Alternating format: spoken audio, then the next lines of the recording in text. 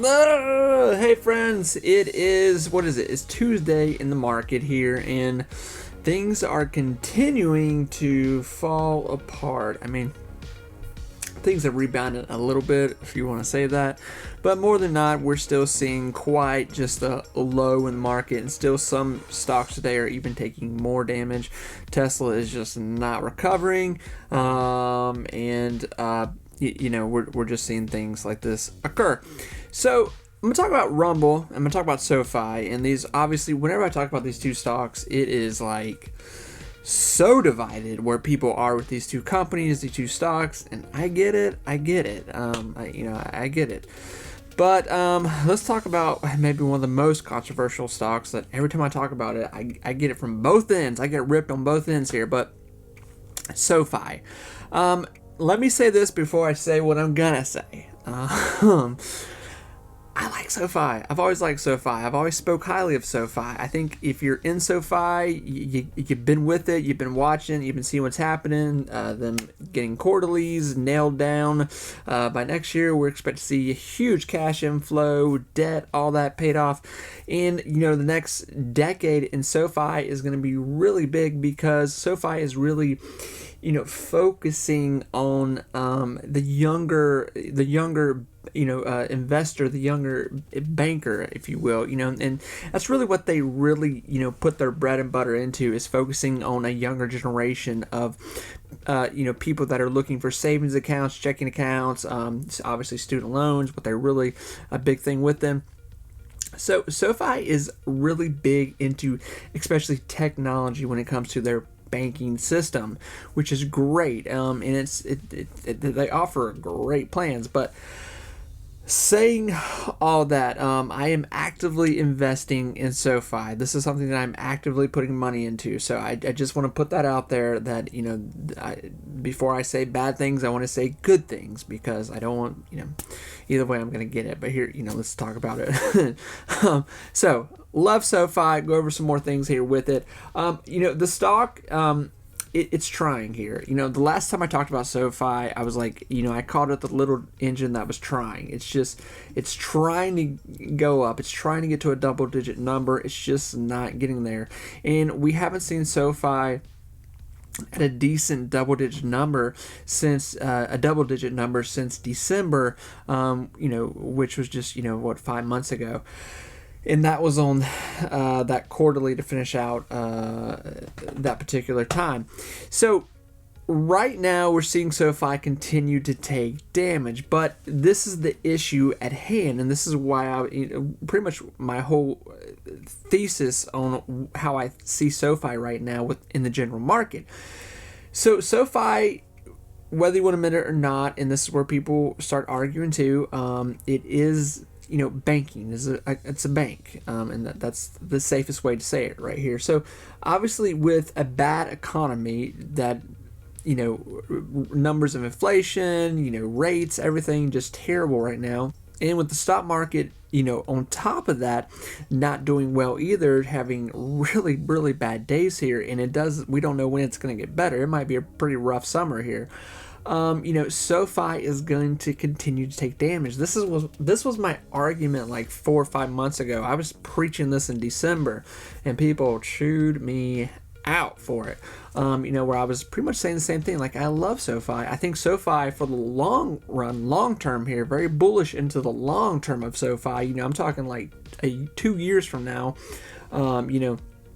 Or even when we see the next bull run, SoFi will more than not take off. It will take off, but SoFi needs a lot of things right now.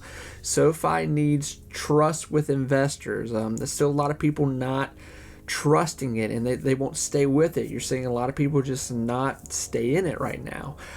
It needs heavy hands in it with investors, firms.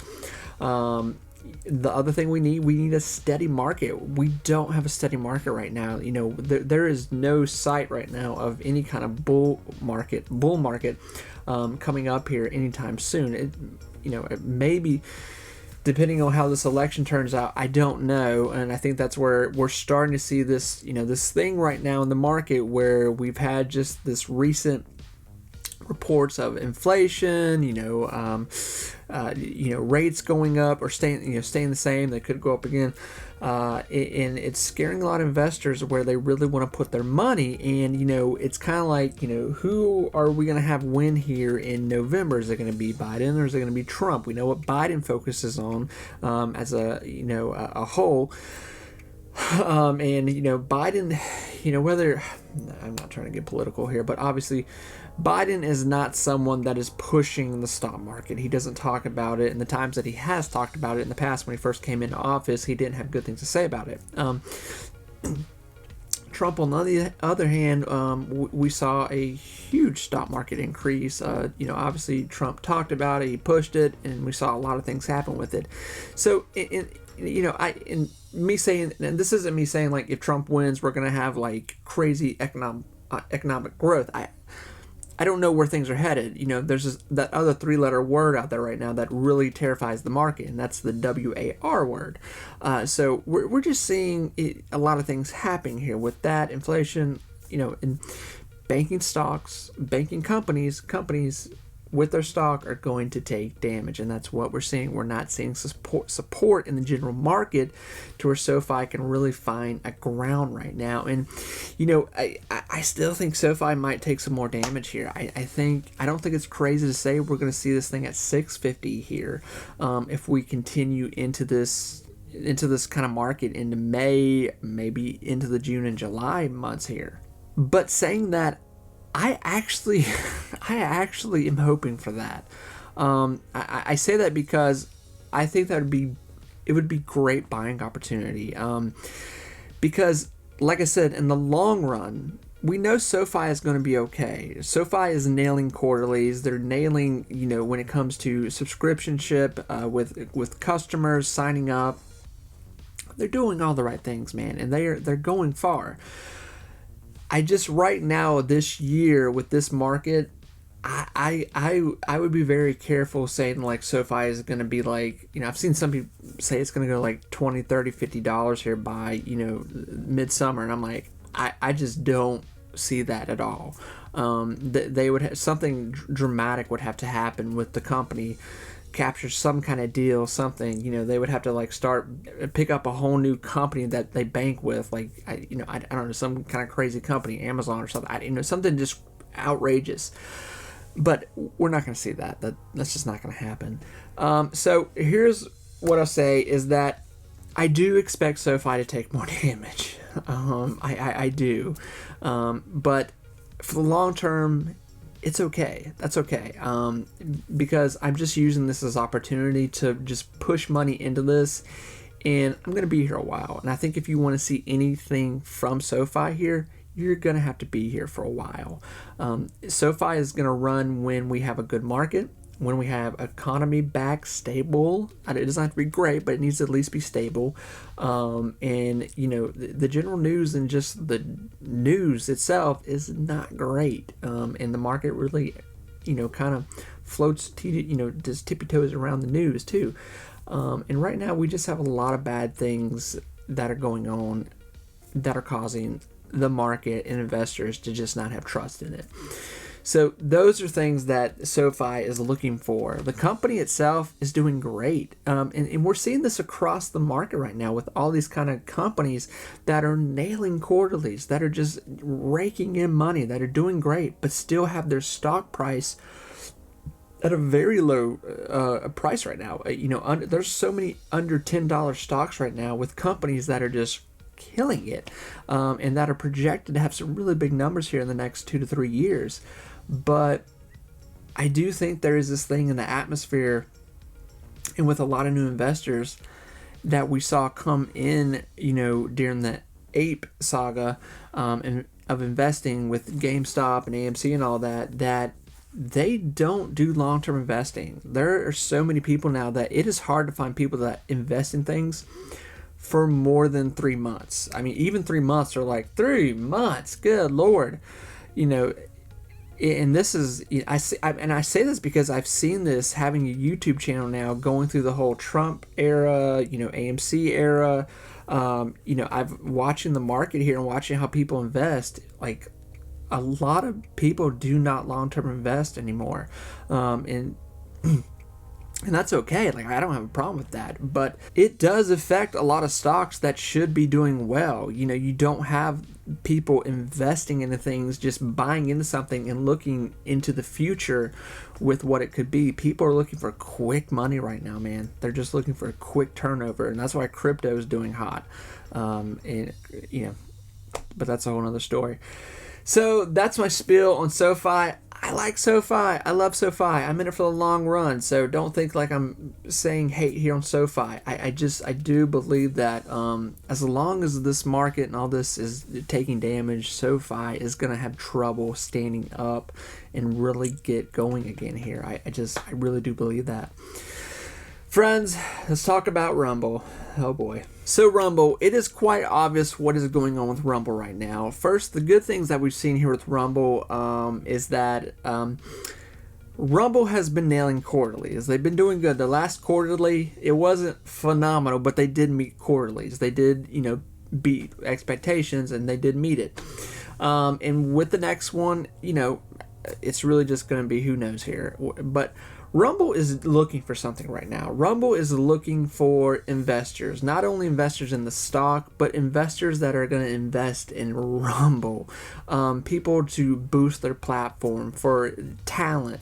I listen to a lot of podcasts. I know Rumble themselves, because they talked about this. Rumble is very right now reaching out a lot of tentacles, trying to find people to come strictly to their platform, and they've been doing this for a while now, and obviously, see how I want to word this here, but Rumble right now, I think it's quite obvious just to say it.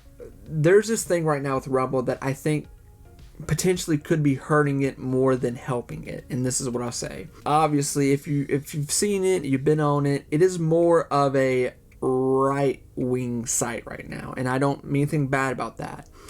But what that is doing, that I think with Rumble that we're seeing, is it's limiting it right now. It's not reaching a broad audience, because obviously Rumble is following this trend right now where it's a free speech platform, where obviously it's still a little attached to obviously free speech, but Trump too.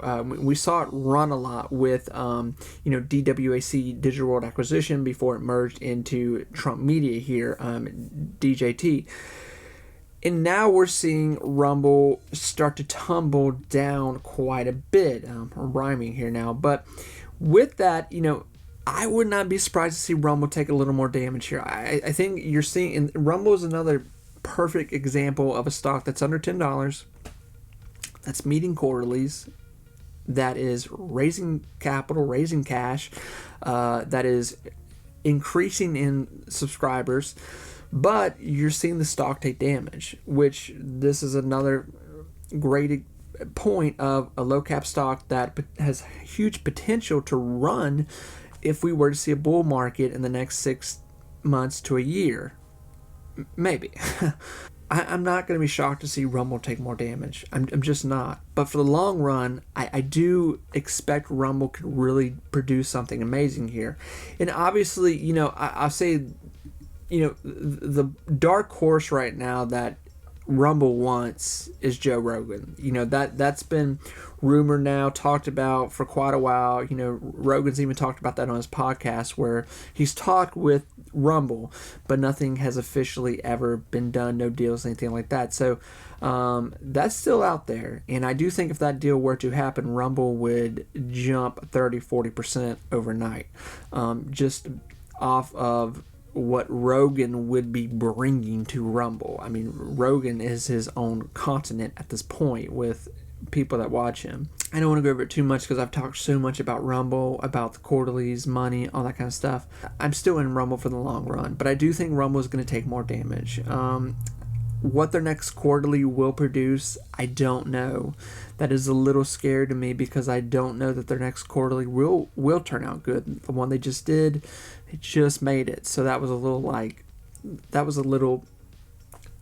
oh man. But Rumble as well, I'm even somewhat this sounds evil, but I'm kind of hoping it takes more damage so I can start piling in more cash into it. I'm not trying to sound mean. I think right now where we're at with this market, I think 6 months from now to a year, we could be looking back and go like, oh my God, I should have been plowing money into these stocks, either in these cryptos or in these low cap stocks that are under $10, that are producing good quarterlies, cash, and projection for next year is that they're going to have be debt free, things like that. Things that you want out of your companies that you're investing in for the long run. And Rumble is one of those companies that could be producing, some pretty big double-digit numbers here into the future.